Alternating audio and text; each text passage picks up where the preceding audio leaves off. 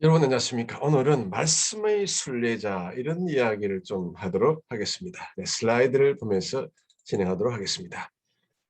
네, 우리 그리스도인은 말씀의 순례자가 되는 것입니다. 예수 그리스도를 믿고부터 우리는 말씀 중심의 삶을 살고 있기 때문에 그런 것입니다. 저 천국의 도상에 이를 때까지 우리는 늘 말씀의 순례자라는 사실을 꼭 기억을 해야 될 것 같습니다.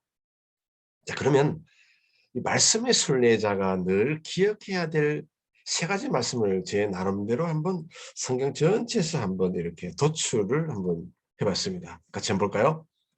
네, 먼저는 예레미야 31장 33절의 말씀입니다. 내가 나의 법을 그들의 속에 두며 그들의 마음에 기록하여 나는 그들의 하나님이 되고 그들은 내 백성이 될 것이라. 아멘입니다. 예, 바로 이 말씀인 것입니다. 예, 하나님이 구약에서 이 모세에게 그 십계명을 이제 돌에 새겨서 주었습니다. 그러나 이스라엘 백성들이 그 돌에 새겨진 말씀을 보고 지키지는 못했습니다. 그 뒤안으로 그 일환으로 이제 하나님께서 예레미야를 통해서 이제 내 백성을 이제 자신의 말씀을 마음에 이렇게 새겨주겠노라. 그 이야기를 지금 하고 있는 것입니다. 그래서 이 말씀은 참으로 우리에게 중요한 의미를 가지고 있는 것입니다. 여러분과 저에게는 바로 말씀이 새겨진 말씀이 무엇입니까? 바로 예수 그리스도 아니겠습니까? 신약으로 보면 예수의 영과 나의 영이 이렇게 연합이 돼서 한 몸을 구성하고 있습니다. 예, 고린도전서 6장 17절 말씀에 그래서 연합이 되었기 때문에 하나님 말씀이 바로 예수님 바로 말씀 아니겠습니까? 성주신 것인 말씀. 그 말씀과 제가 같이 있는 것입니다. 그래서 바로 말씀이 지금 여러분과 제 안에 새겨져 있다는 사실을 한시도 잊지 마십시오. 그 다음 이제 기록된 말씀이 우리 안에 있으니까 기록된 말씀 바깥으로 나가지 말라. 그런 경고장을 또 우리에게 주고 있습니다.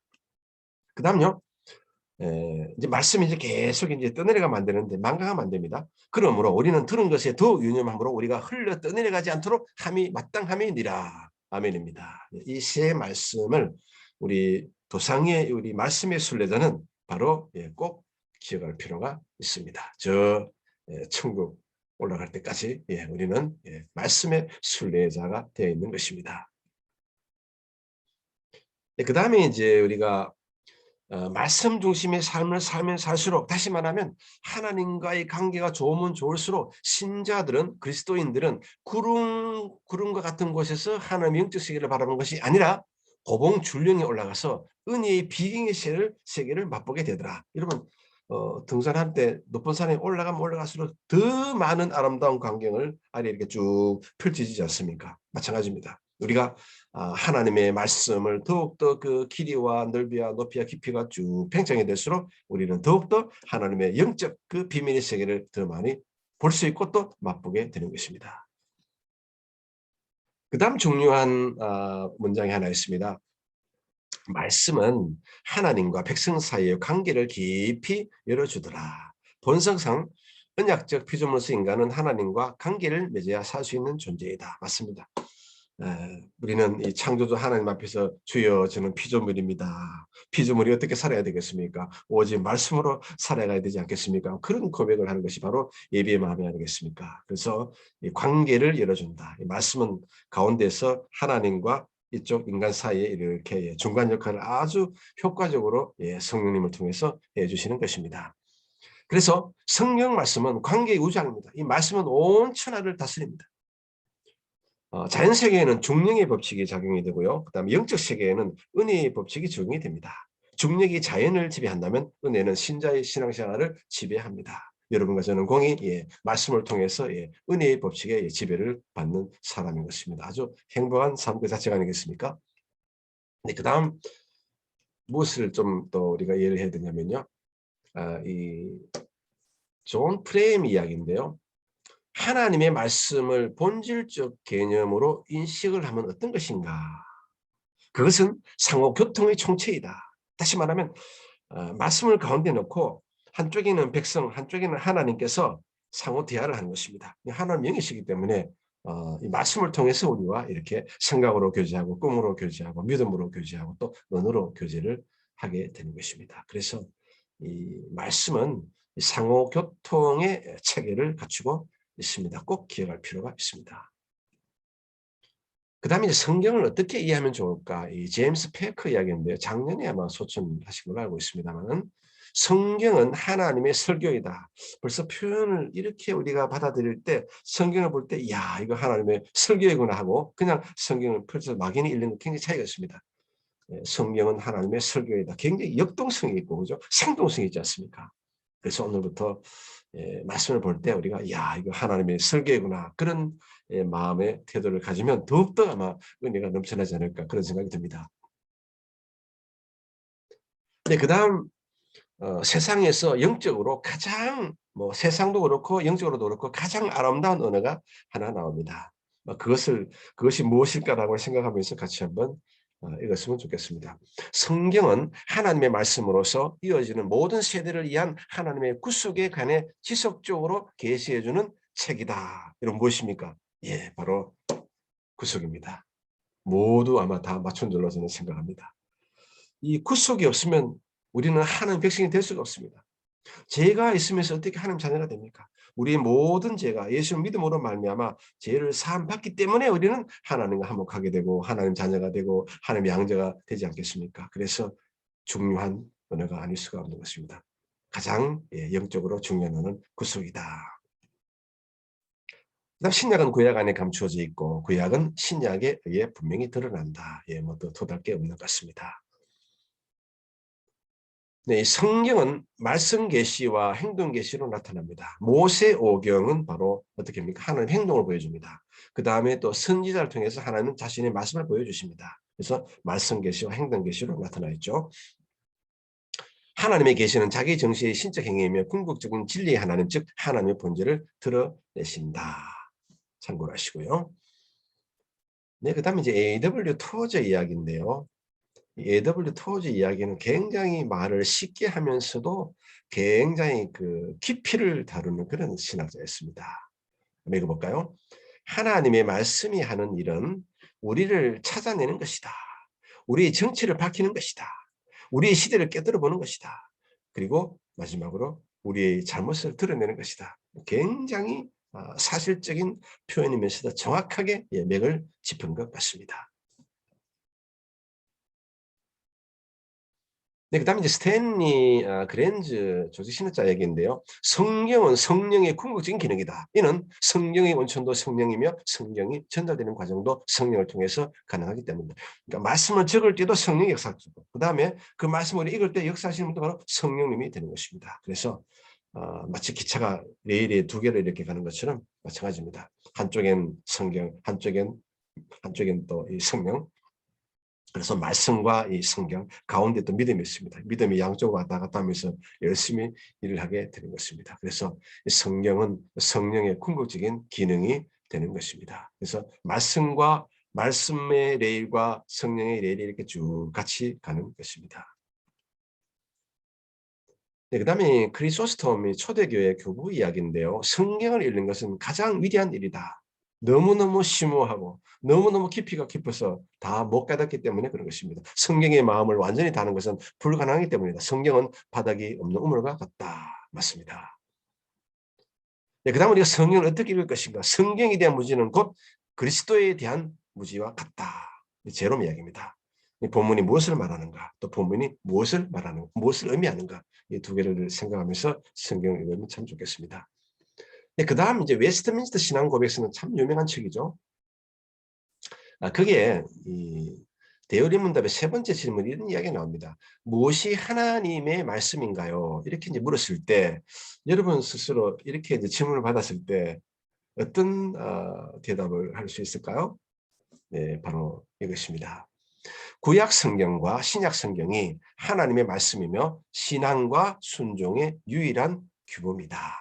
신앙과 순종의 유일한 규범이다. 꼭 기억을 하시고요. 네, 이제 그레엄 골드워디가 이런 이야기를 합니다. 성경은 하나님께서 인간을 다루시는 과정과 틀림없습니다. 그다음 인간을 향한 하나님의 자신의 계시 과정을 전개시켜 놓은 것이다. 우리 인간 안에 하나님 형상이 있기 때문에 그 하나님 한쪽으로는 하나님 형상을 또 회복을 하시고 또 그 회복된 그 인간이 어떻게 또 말씀에 따라 살 것인가. 그래서 여러 가지 모양으로 계시를 해주고 있다는 그런 의미가 되는 것입니다. 그다음 왜 인간은 하나님 말씀 필요한가? 뭐 이것은 뭐 틀림없는 이야기입니다. 우리 이 불완전한 인간은 뭐 말씀이 반드시 필요한 것이죠. 인간의 지식은 불완전하고 또 사랑도 불완전하다. 그래서 우리는 하나님의 말씀이 꼭 필요합니다. 말씀은 영이요 생명이지 않습니까?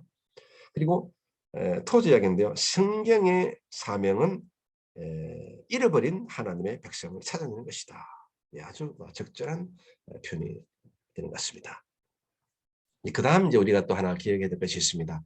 이 말씀은 이제 하나님과 상호 교통을 이제 이해한 것인데요. 그러면 이제 하나님께서 우리에게 이제 말씀을 주실 때 세 가지 경로를 통해서 우리에게 말씀을 주십니다. 하나는 성경을 가만히 보십시오. 사건을 통해서 하나님께서 우리에게 말씀을 전해 주십니다. 그 다음 말씀 그 자체로서 또 우리에게 말씀을 주시고요. 그 다음 사람을 통해서 또 우리에게 말씀을 간접적으로 또 해주십니다. 그래서 하나님께서는 이렇게 사건과 말씀과 사람을 통해서 우리에게 말씀을 주십니다. 네, 그 다음에 이제 조금 이제 뭐 난해한 표현이긴 한데요. 삼위일체적 말씀이 계시는 어떤 것인가? 성경은 이제 하나님의 아름다운 진수입니다. 하나님은 말씀의 계시자이시고 또 예수님은 말씀 계시이시고 성령님은 계시됨이시다. 조금 이제 표현이 그렇죠. 무슨 말이냐면 하나님은 성령 이 말씀은 하나님 말씀은 계시 그 자체입니다. 그리고 예수님은 하늘에서 말씀이셨는데 그 말씀이 성신이 되어서 이 땅에 오셨습니다. 그래서 말씀 계시 그 자체가 되는 것이고요. 그 다음 성령님은 하나님의 그 계시된 말씀과 그 다음에 그리스도의 그 계시된 성령신의 말씀 이 두 말씀을 오늘날 여러분과 저에게 적용해 주시는 분은 바로 보혜사 성령님이 되는 것입니다. 그런 의미에서 바로 말씀은 삼위일체적이다. 그렇게 우리가 표현을 쓰기도 합니다. 참고로 하시고요. 네, 그 다음에 언약적 피조물은 하나님의 왜 말씀으로 살아야 되는가?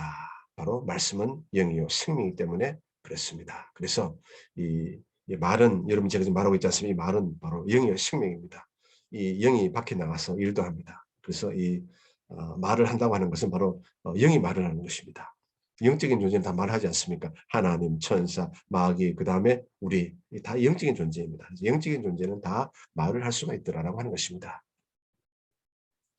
네, 그 다음 인간의 본질은 흙과 어떻게 하나님 생기로 구성이 되어 있습니다. 그래서 생기, 하나님 형상에 들어왔기 때문에 우리는 어떻게 해요? 하나님 말씀용으로 살아야 되겠다.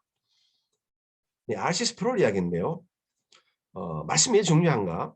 영적인 존재는 영적인 말씀으로 영적 생명이 활성화된다. 여기 보면 우리 같이 한번 읽어봤으면 좋겠습니다. 머리에 있는 하나님의 말씀이 가슴에는 없을 수 있지만 머리에는 없는 하나님의 말씀이 가슴에 있을 수는 없다. 그래서 열심히 말씀을 읽고 묵상하고 기억하고 반응을 해야 되겠다. 삶 속에 적용해야 되겠다. 그 이야기를 하고 있는 것입니다. 근데 마지막으로요. 이 창세기 1장과 2장에 나타나는 인간의 속성을 한번 우리가 보도록 하겠습니다. 네, 먼저 이 창세기 1장에 나오는 이 말씀을 보면요.